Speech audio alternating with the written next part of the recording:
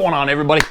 Good to have you guys back. We are now about a month removed from being at Badlands Bash. You guys have already seen all the videos. I've put out pretty much everything from the Badlands, and as you guys saw, I'm also a new owner of a Yamaha. How'd that get in there? What just happened here?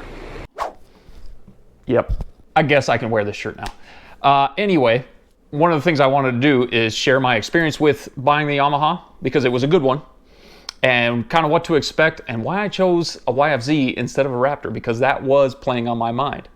Now, this had been a plan from, I want to say a few months ago. I'd already been doing research. I had visited different dealerships. I was trying to look for good deals and things like that. And I kind of hatched the plan that I would pick it up on my way to the Badlands without anybody really knowing, except for Joe, because I talked to Joe. Joe knows some people. He was able to get me in touch with a good dealership by the name of Cochise Motorsports.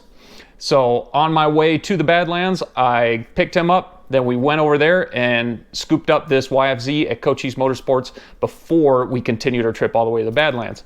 Now, Cochise is kind of a privately owned, family-owned business over in Sierra Vista, Arizona. So it's just a little bit east of Tucson. Cool little place. It's actually a really nice facility, pretty big showroom floor. They had a bunch of really cool stuff stacked up on the second level. You guys will see. I walked up there and checked out all these old school bikes, a bunch of collector's items, and a bunch of ATCs, and even a Honda Odyssey up there, which was really cool. Oh, thanks. Thank you. Look at that. So if you go upstairs, dude, you'll see all the stuff he's done. Oh, man. Hi, I'm here to see Bobby, I think, is yes, who. Because Pablo decided to get a stomach bug over the Oh, weekend. everybody that's going around. Yeah. Are you He blaming sounds pretty him? Terrible.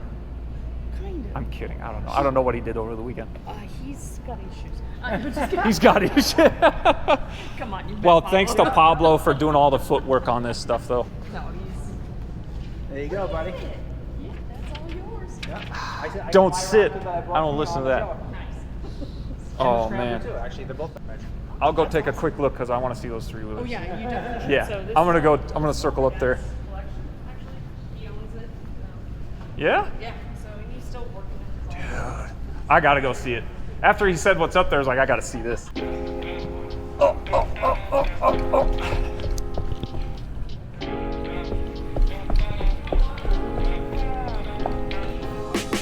Oh, man.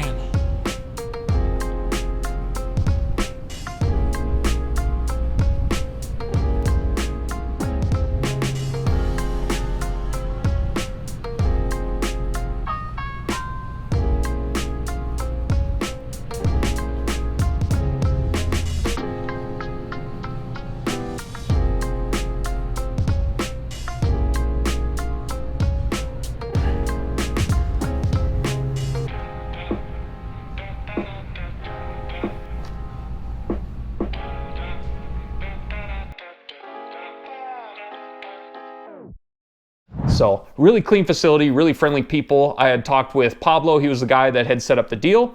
And then I ended up finishing it with Bobby because I think Pablo was out sick. But I had a very good experience with them.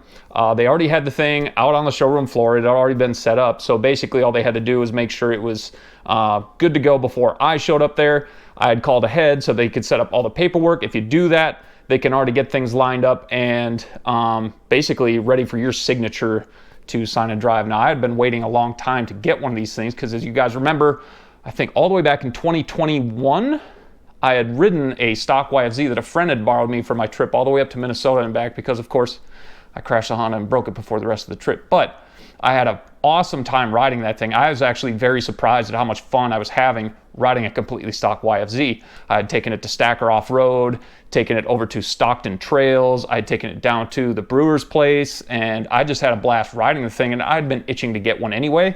Plus, I got to support a company that's still making sport quads anyway. So that's what I had planned to do. Back to the dealership. Walked in, basically I had everything ready to go. I had shopped around, which is something you should definitely do anyway. Don't just take your first dealership's word for it, because I had stopped at one in the Phoenix area. I won't call them out on here, but they had quoted me $15,000 out the door for a YFZ. And I know that that's way too high. I think these things are MSRP just over 10, so about 10.7. I think that's MSRP for these. This is just an R model. I didn't really care for the orange and gray of the SE model, so I just wanted the R. I like the two-tone blue that they came out for this year. So that's what I had chose. And we had worked out a deal, kept it really close to MSRP, and out the door I can tell you I was under 12 out the door. They worked a fantastic deal for me. I really appreciate those guys bending over backwards to do that.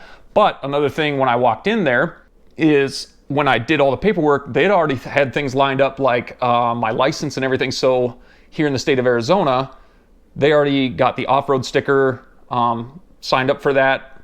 My plate comes with it, so I have a license plate for it, and everything's already included in that paperwork. So basically after I signed, picked the thing up and left, once I got home, it was, I think, a week later, I had my license plate and my off-road sticker, my OHV sticker for Arizona in the mail already here. So that was already done and dusted by the time I left the dealership. Also, basically, as soon as the paperwork was done, I was free to go. They handed me the keys, spare key. They made sure I had the certificate of origin. And I also had everything else in a little folder ready to go.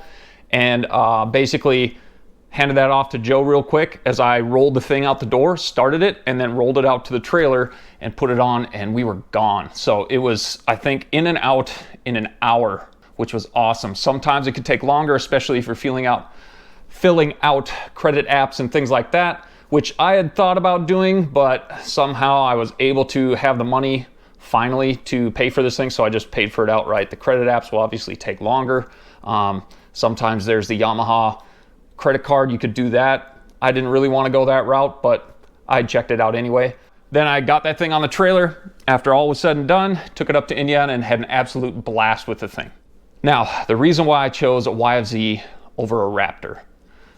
Well, I've had the idea to build a desert racing Raptor, which I still want to do, but I will not be out here on the West Coast for a whole lot longer, so I won't be able to build it right away and start racing it because I've got a lot of other things coming up and I'm going to be moving anyway. So the Raptor kind of had to go back on the back burner. The YFZ, as I said earlier, was so much fun. I had a blast on it. Plus, I can sort of set that thing up to race on the East Coast. Now, I could race a Raptor 700. I could do that. You guys have seen that on ATV On Demand. They've raced a Raptor in GNCC, had a really good result with it too, but I just wanted the YFZ. That was something I've always wanted. I really like the suspension on it. Plus, it's so good out of the box. You do have to take the Raptor, and I feel like you have to immediately get into the suspension right away just to make it on par with the YFZ as far as handling goes. So I wanted to get the YFZ. Now, I already know there's a bunch of stuff I'm going to have to do to the engine, make sure it's reliable. I've already got that stuff in the works. But that was kind of the reason why I went with the YFZ over the Raptor anyway. The Raptor's still on the back burner. That may come down the road, but it won't be for a while. So we're going to start with the YFZ. I do already have mods for it. That will be the next video. Already saw all the Badlands videos came out. Then we went to the Brewers. This is coming out kind of in between. Then I will get to the Brewers, and then I will get onto the first mods for the YFZ because I already have a bunch of stuff lined up and here ready to go on the thing. And instead of going with a Vortex, I think I'm just going to go get a custom reflash on my stock ECU. So we'll do a PEP reflash because I'm close enough to those guys. I think I can get it done. And then you guys will see that video come out. So anyway, thanks for checking out the video. I hope this helps you guys with some informed decisions, maybe some things you guys have been thinking about as far as picking up a new ATV. These Yamahas are good machines, especially the YFZ right out of the box. I had a blast at the Badlands on that thing. I had a really good time the very first time I rode one. I think that was a 2020 model YFZR special edition. Any way you skin it, it's a good time. So hopefully that helps you guys out, and we'll catch you guys on the next video. What is this? What have I done? Ian's on Team Blue?